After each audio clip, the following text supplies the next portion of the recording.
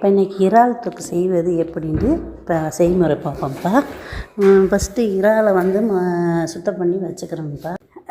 மிக்சியில் அரைக்க வேண்டிய பொருள் சீரகம் 1.5 ஸ்பூனு, சோம்பு 1/2 ஸ்பூனு, கசகசம் 1.5 ஸ்பூனு, தேங்காய் சில்லு 1/2 சில்லு, மிளகு 5-6 மிளகு.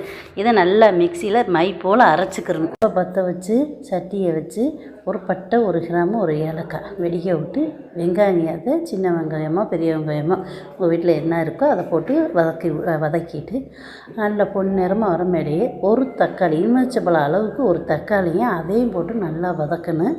வதக்கிக்கிட்டு இருக்கும்போது கொஞ்சம் உப்பு போட்டுருங்க. வேகமாக வதங்கிடும். உப்பு போட்டால் அதை கொஞ்சம் உப்பு போட்டு வதக்கிட்டு இருக்கணும். இஞ்சி வெள்ளைப்பூடு கொஞ்சம் 1.5 ஸ்பூன், ஒரு 1/2 கிலோ இறாலுக்கு 1.5 ஸ்பூனு இஞ்சி வெள்ளைப்பூடு போடணும்ப்பா.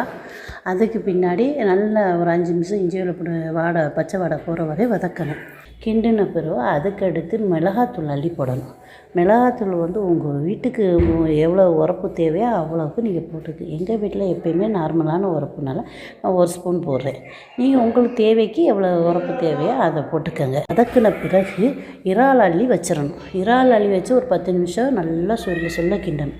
நல்லா மிளகாத்தூளும் நல்லா வதங்கின பிறகு இறால் மிளகாத்தூள் உப்பு இன்னும் கொஞ்சம் உப்பு போட்டுக்கோங்க. நல்லா சுள்ள கிண்டி வர மேலே தண்ணி விட்டு வர மேலே இந்த மசாலாவை கரைச்சி அப்படியே ஊற்றிடுங்க.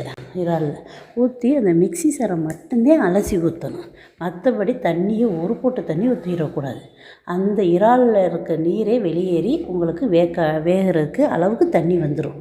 அதனால் நீங்கள் எந்த தண்ணியுமே ஊற்றாம மிக்ஸி லேசாக ஒரு இத்தினோண்டு தண்ணியை ஊற்றி மிக்ஸி சாரை மட்டும் அலசி அதை ஊற்றுங்க போதும். நல்லா மூடி வச்சப்போ ஒரு 10 நிமிஷம் நல்லா வெந்துடும். சொல்ல கிண்டின பிறகு கொத்தமல்லி கொஞ்சோண்டு தூவி இறக்கிடுங்க. இறால் தொக்கு ரெடி.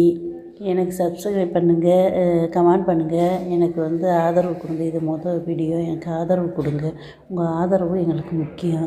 உங்களுடைய ஆதரவு தான் நாங்கள் அடுத்த ஸ்டெப்புக்கு நாங்கள் முன்னேறதுக்கு உங்கள் ஆதரவு எங்களுக்கு அவசியம்.